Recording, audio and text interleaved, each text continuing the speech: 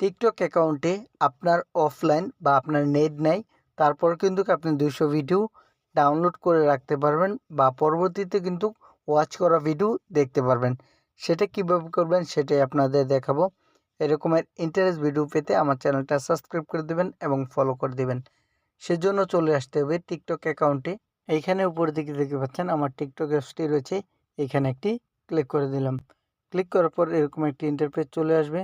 চলে আসার পর এখানে আপনার নিচের দিকে লেখা দেখতে পারবেন, প্রোফাইল লেখা রয়েছে, এখানে একটি ক্লিক করে দেবেন। ক্লিক করার পর এরকম একটি ইন্টারফেস চলে আসবে। চলে আসার পর এখানে আপনার উপর দিকে দেখতে পারবেন 3 ডট অপশন রয়েছে, এখানে একটি ক্লিক করে দেবেন। ক্লিক করার পর এরকম একটি ইন্টারফেস চলে আসবে।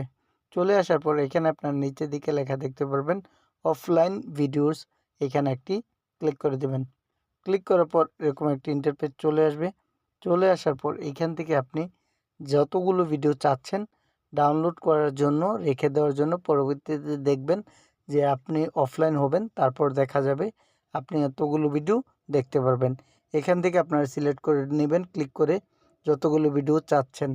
এখান থেকে আপনাদেরকে দেখানোর স্বার্থে আমি এখান থেকে দেখাচ্ছি যে 100 ভিডিও আমি চাচ্ছি যে ডাউনলোড হোক।